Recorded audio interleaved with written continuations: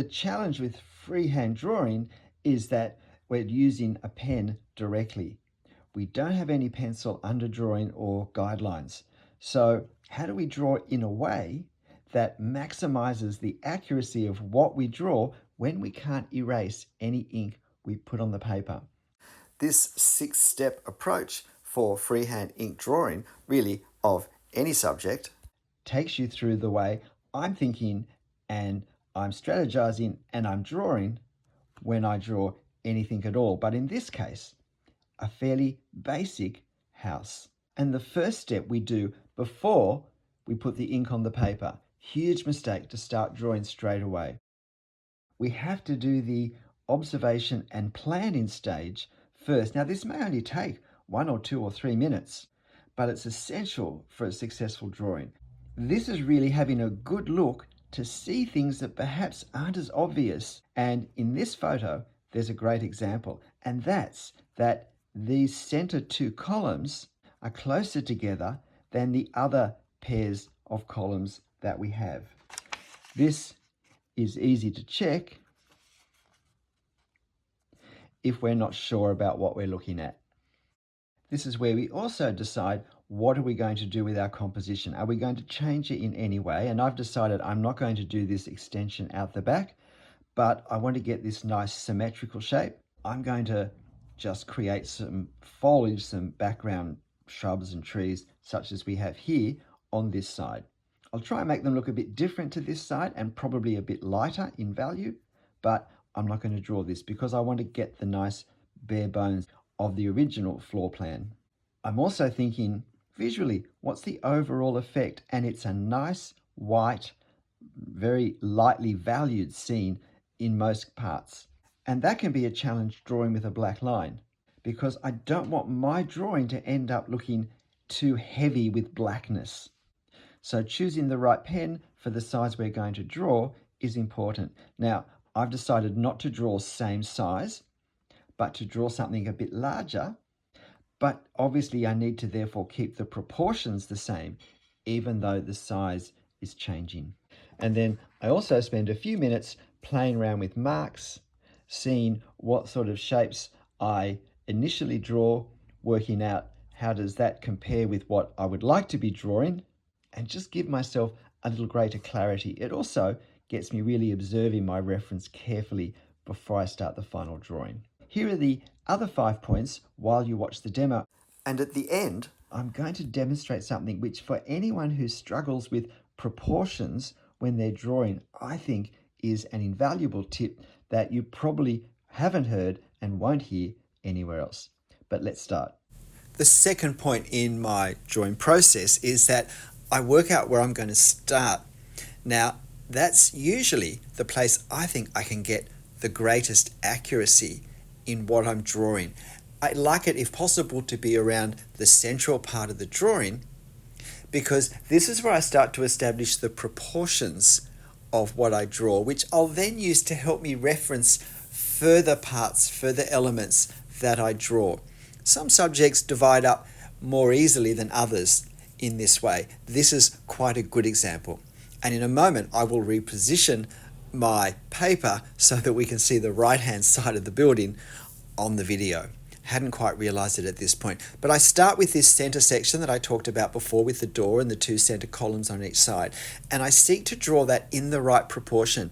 Now, you may have noticed or remember, or you can see right now, that I don't draw very long straight lines across. I find with lines such as these, it's easier to get accuracy, as in a straight line that's horizontal, drawing it in sections. And that's a good skill we can practice separately, drawing longer straight lines in shorter sections. And I think a very good tip is to actually not overlap the old line with the new line, but to leave a very, very slight gap between them. And so I'm looking at proportions, and you'll often see me put little dots on the paper, and they're what I call positioning marks. That's where I'm trying to visualize the part of the subject that's going to be for. And if using this dot to see more clearly where I'm intending to draw it looks okay, then I actually draw the line so it goes through that dot at whatever point is appropriate. or else I reposition the dot, or else I don't do another dot, but I put the line before or after or above or below the dot as I think will make it more accurate. So the third thing I then do is I move outwards from that center section, and in a symmetrical drawing such as this, a symmetrical subject, I went left and then I went right. If there's a lot of detail, if we might have, say, 4 windows on each side of the center part, then what I'll do is I'll do the windows from left to right so that everything lines up as exactly as possible, particularly horizontal marks on the windows. That way, all the windows look nice and sharp. But all the time, I'm trying to keep looking at the proportions.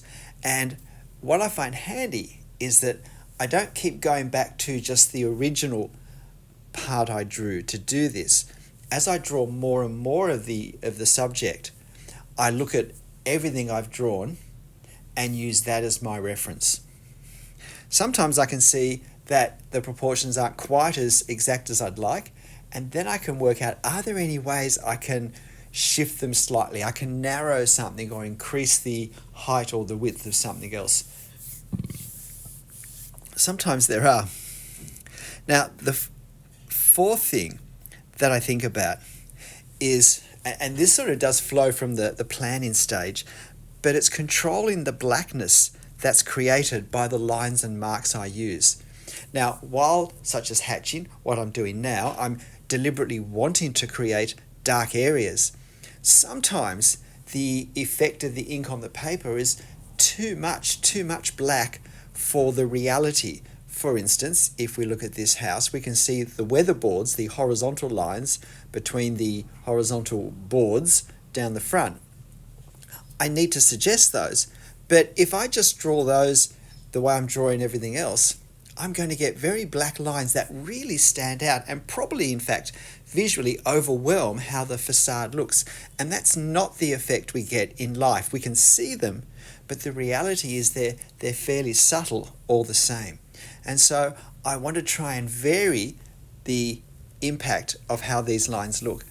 And sometimes I can do that by holding the pen very lightly against the paper. Other times I achieve this by actually using a finer pen. And sometimes I do both of those things if I'm wanting a really fine line. So you'll watch me do that soon enough. And then when I do want areas to be quite black, I still don't do them all the same. I try and get variety in the darknesses. But I find more of a challenge drawing with an ink fine liner is getting the lighter areas of detail, not looking too inky, too black. So that's the fourth one. Now, the fifth one is the values. Not the values of the actual lines, but the overall values of this subject. So the lights and darks. And there is a fair bit of subtlety. You'll see now I'm doing light hatching on the door, and that's to try and indicate that it's a different colour to the white of the walls. However, the effect in reality, although it's a different colour, the value is pretty similar. So I kept the lines as light as I could with a finer pen. And I'm doing the same with the shadow under the front veranda, because I want it to be visible, because it helps create a sense of 3 dimensions, which helps us see that this verandaed area comes forward. But the shadow is quite subtle, quite light, because in fact this entire scene is backlit. So the relative difference between the shadow and the simple shade on the front of the wall is not so great. And the final thing that I do in my planning and in my working out how to draw something freehand is at the end I work out, how did I go? This is really important. And again, this need only be a minute or two.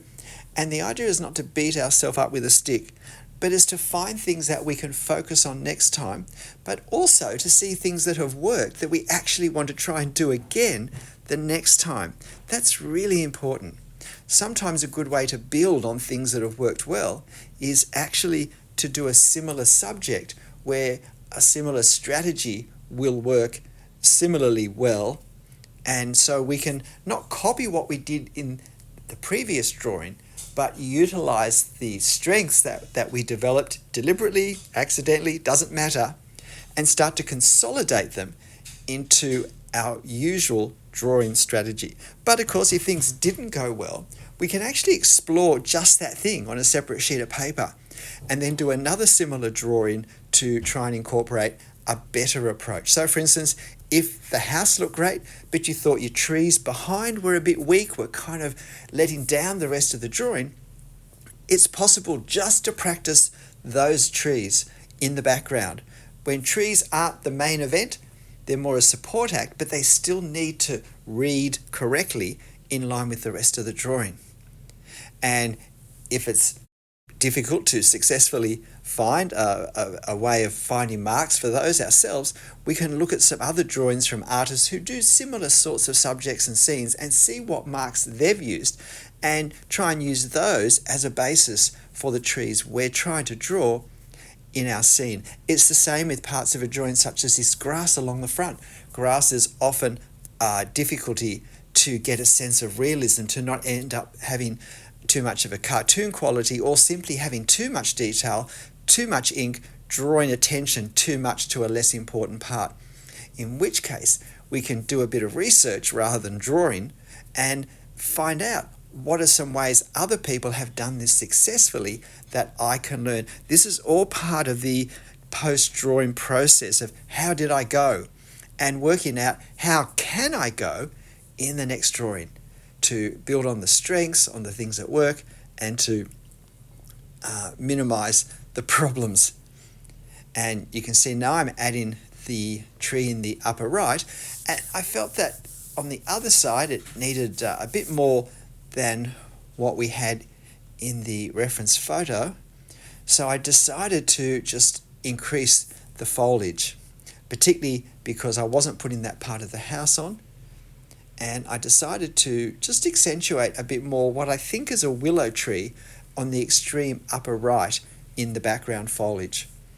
And while I can't say I've drawn a lot of willow trees in my time, I thought I could see enough from what was visible here to just extrapolate it further down to the part that isn't actually in the reference photo.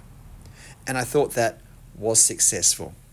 So in a moment now, I'll share you just a tip about getting a better sense of proportions both before and after we draw the one that I flagged earlier.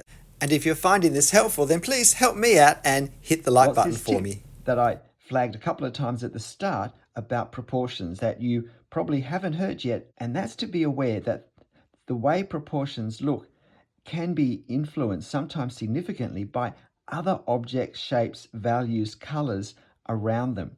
And so a good example here is if we look at this center box, that's a relatively straightforward height width, and therefore it was a good place to start.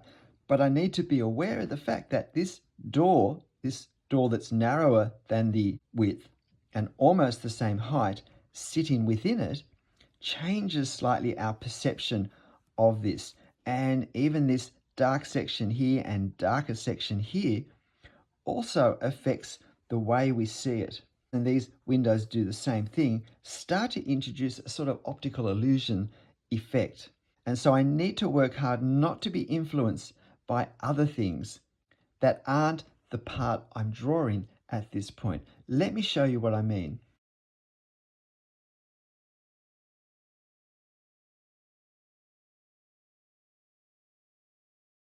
This is a good way of trying to visualize what I'm seeing. I'm trying to see perhaps this shape so I can capture it in my scene without the distraction of the columns that go over the edge, the roof that goes above in several tiers, the whiteboards that sit above and below the columns, and the space underneath and in front of the house. Because the actual proportions of the front wall is this darker area because it's sitting back. And so if we're wanting to do the sixth point to evaluate how I went, this is a great way to see more easily, how have I gone? Have I got the correct proportions? G'day, I'm Stephen Travers. I hope you found this interesting and helpful. And if you want to have a go drawing this particular cottage yourself, then you'll find this reference photo on my channel community page posted there so that you can do just that. But in the end, whatever you decide to draw, however you draw it, whatever means or number of steps you take, make sure you have fun. I'll see you next time. Bye.